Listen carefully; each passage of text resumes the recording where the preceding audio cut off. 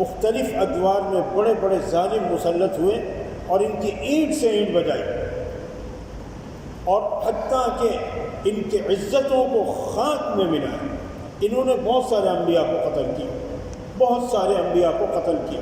اور بہت یعنی بڑا عجیب و غریب کھیل کھیلا یہ بنی اسرائیل نے،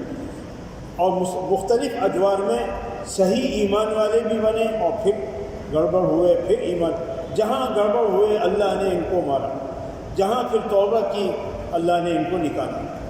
تو بخت نصر جو تھا وہ آگے چل کر ایک بہت بڑا ظالم بادشاہ ان پر مسلط ہوا، وہ بھی ان کے کرتوتوں کی وجہ سے، اور اس نے ان کے اینٹ سے اینٹ بجائی اور قید کر کے لے گیا، بیت المقدس کو تاراج کر دیا، توڑ پھوڑ کے رکھ دیا اور ان کو قید کر کے۔ اس میں سے کچھ لوگ جو بھاگ کر آئے وہ مدینہ منورہ یثرب کے اندر آباد ہوئے۔ یہ تھا مدینہ منورہ کے اندر جو یہودی قبائل آئے تھے، اس وقت کچھ لوگ آگے یہاں آباد ہوئے، اور جس وقت حضور پاک صلی اللہ علیہ وسلم کی بعثت ہوئی، آپ صلی اللہ علیہ وسلم آگے قرآن کریم کے اندر اسی سورہ بقرہ کے اندر آئے گا، جب آپ کی بعثت ہوئی تو اس سے پہلے یہ یہودی ان کی لڑائیاں چلتی تھیں، قبائل تھے، یہودیوں کے 3 قبیلے تھے مدینے کے اندر، بنو نذیر، بنو قریظہ اور بنو قینقاع، یہ 3 مشہور قبیلے تھے۔ اس کے علاوہ بھی یہودی آس پاس میں خیبر کے پاس، فدق کے پاس اور ان سارے علاقوں میں آباد تھے، اور مدینہ منورہ کے اندر بھی تھے، اور اب بھی یہودی یہ کہتے ہیں آج کہ مدینہ ہمارا تھا اور ہم لے کے رہیں گے، یہ کہتے ہیں، یہ ان کا یعنی یہ ان کے پروگرام میں شامل ہے۔ آج سے 300 سال پہلے جو ان کی میٹنگیں ہوئی جرمنی کے اندر، کن کن علاقوں کے اندر، اور ان کے ربیوں نے جو باتیں کی، اس میں یہ ہے کہ جو عظیم تر اسرائیل، گریٹر اسرائیل جو ان کا منصوبہ ہے وہ یہی ہے کہ اس میں ہمارے جو علاقے تھے وہ ہم سب قبضہ کریں گے، اس میں مدینے کو بھی قبضہ کرنے کا ان کا پروگرام ہے، اور یہ ان کے منصوبوں کے اندر شامل ہے یہودیوں کہ ہمارا تھا ہمیں نکالا گیا، یہ کہتے ہیں 12۔ تو یہ یہودی یہاں پر یعنی اس طریقے پر یہاں آ کے آباد ہوئے 3 قبیلے، اور اسی مدینہ طیبہ کے اندر، یہ جو مدینہ طیبہ تو بعد میں نام پڑا ہے حضور کی ہجرت کے بعد، حضور کے طفیل طابہ، طیبہ، مدینہ، المدینۃ المنورہ، یہ نام پڑے ہیں۔ اس سے پہلے یثرب کہتے تھے، یا اور بھی بعض نام تھے بہرحال، لیکن یثرب مشہور تھا، قرآن کریم میں بھی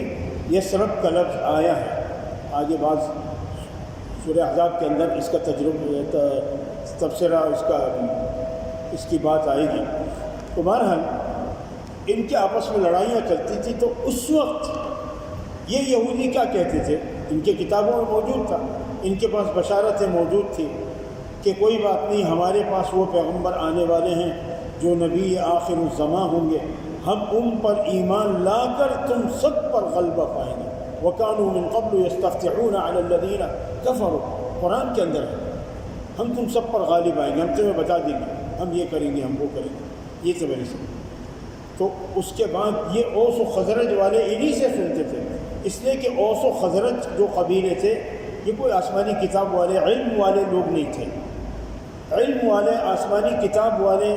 وہ تو صرف یہود تھے جو حضرت موسیٰ علیہ السلام کو مانتے تھے، حضرت عیسیٰ کا انکار کرتے تھے، یا نصارہ تھے جو حضرت عیسیٰ علیہ السلام کو مانتے تھے اور حضرت موسیٰ کو نہیں مانتے تھے۔ یہ 2 اہل کتاب مشہور تھے پوری دنیا میں اور مختلف علاقوں میں، اس کے علاوہ بھی آسمانی کتابوں کے ماننے والے مختلف لوگ ہوں گے، لیکن یہ 2 مشہور تھے،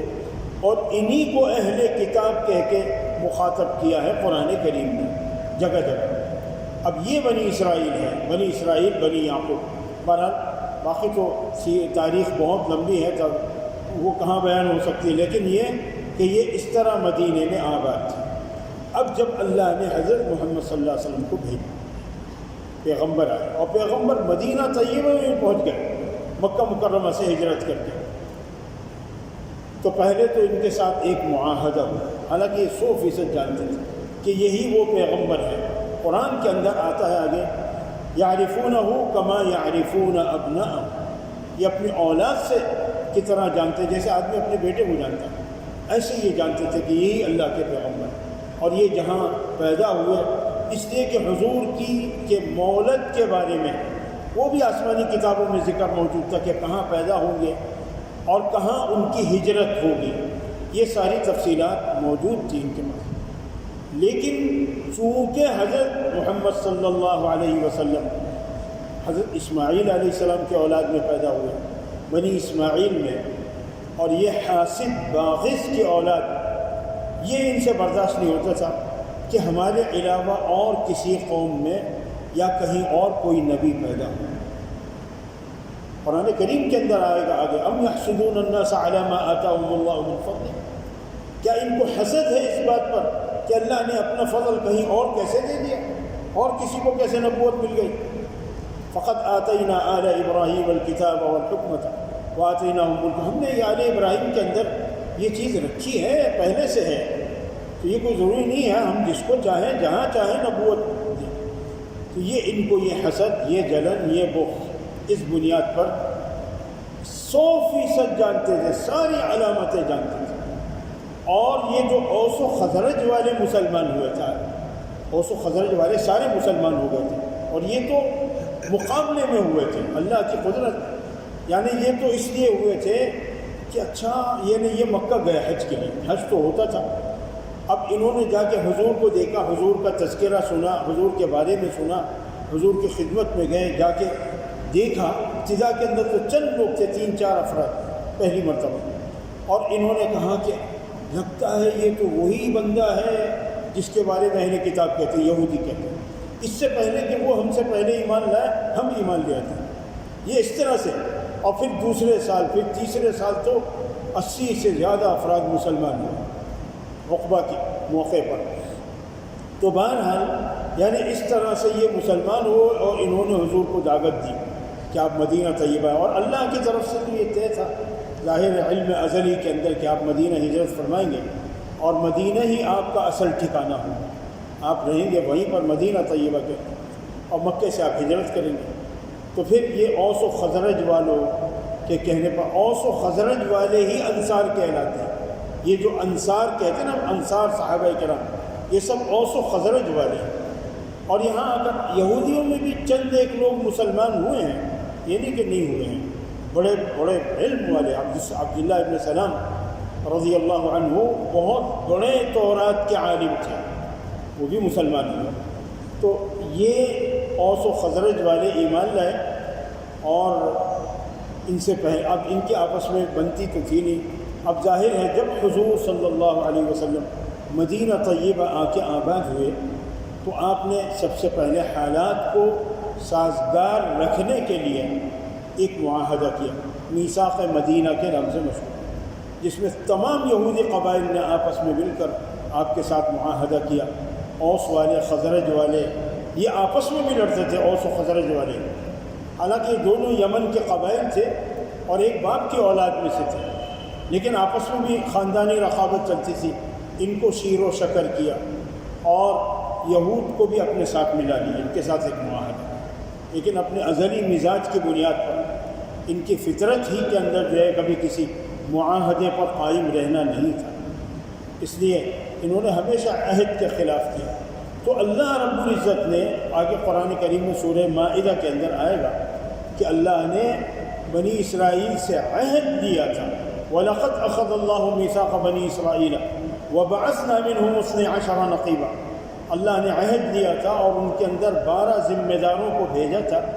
وَقَالَ اللَّهُ إِنِّي مَعَكُمْ، اللہ نے فرمایا میں تمہارے ساتھ ہوں، اگر تم نماز قائم کرو گے، لَئِنْ أَقَمْتُمُ الصَّلَاةَ وَآتَيْتُمُ الزَّكَاةَ وَآمَنْتُمْ بِرُسُلِي وَعَزَّرْتُمُوهُمْ، میرے رسولوں کو مانو گے اور ان کی مدد کرو گے۔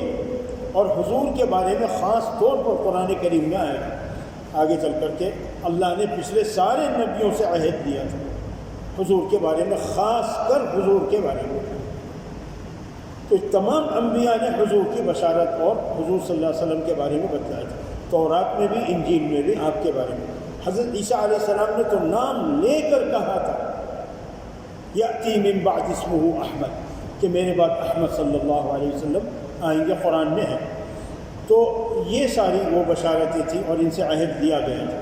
لیکن انہوں نے اپنے عہد کو پورا نہیں کیا۔ اب ان آیات کو دیکھیں کیا کہہ رہے ہیں،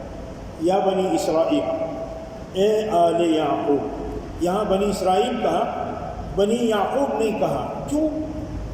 حالانکہ یعقوب تو ان کا اصل نام تھا اور اسرائیل صفاتی نام تھا، اس لیے تاکہ یہ بنی اسرائیل جو قبر پرستی اور مختلف چیزوں کی پرستش میں مبتلا ہو گئے، یا تو انبیاء کی پوجا کر رہے ہیں اور یا انبیاء کو قتل کر رہے ہیں، دوسری طرف یہ حالت ہے، تو بنی اسرائیل کہہ کر ان کو یہ بتلایا کہ دیکھو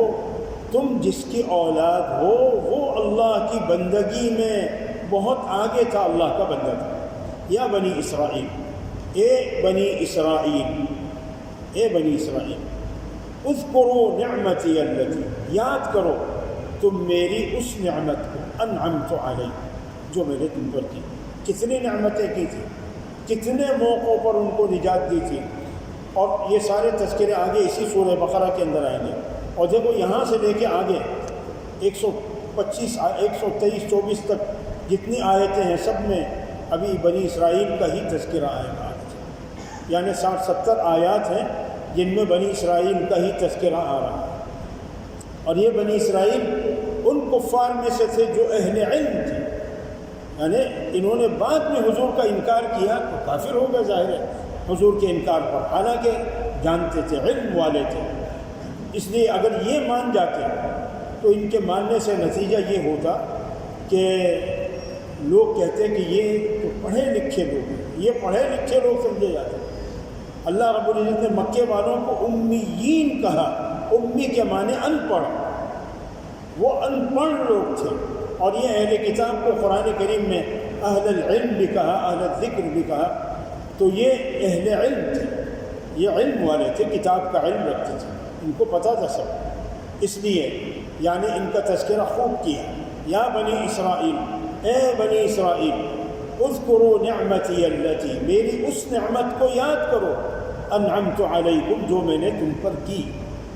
اور وہ کتنی نعمتیں ہیں، لا تعد ولا تحصى، اور آگے ان کا بیان آئے گا اسی صورت کے اندر۔ اور آگے فرمایا وَأَوْفُوا بِعَهْدِي،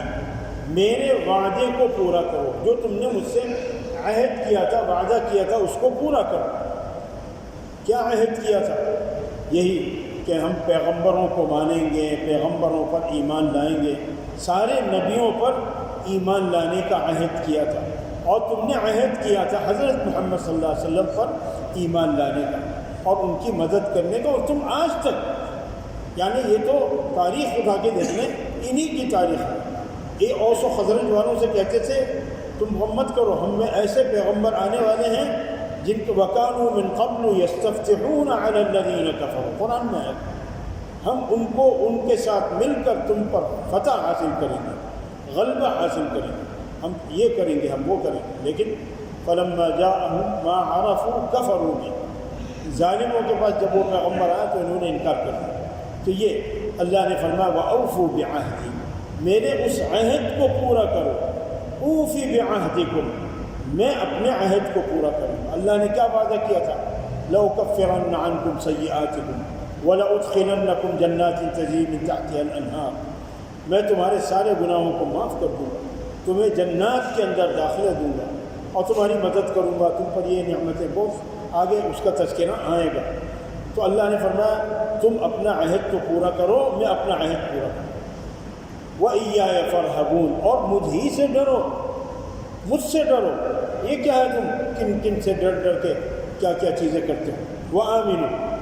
اور ایمان لے آؤ،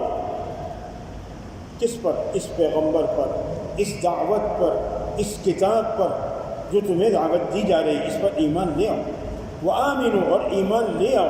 بِمَا، اس پر، انزلت، جو میں نے اتاری ہے حضرت محمد صلی اللہ علیہ وسلم پر، اس قرآن کریم پر ایمان لے آؤ۔ اور دیکھو مصدقا لما معکم، یہ تصدیق کرنے والی ہے یہ قرآن کریم جو کچھ تمہارے پاس ہے، لما، جو کچھ معکم تمہارے ساتھ ہے، تمہارے پاس تورات ہے، تمہارے پاس انبیاء علیہ السلام آئے تھے، یہ تو ان سب کی تصدیق کرنے والا ہے یہ کتاب۔ اور دیکھو آگے فرمایا وَلَا تَكُونُوا أَوَّلَ كَافِرٍ بِهِ، تم مت ہونا، مت بننا، وَلَا تَكُونُوا، مت ہونا، یہ لفظی معنی ہے، یعنی مت بننا تم کیا؟ اول کافر بہ، اس کتاب کا پہلا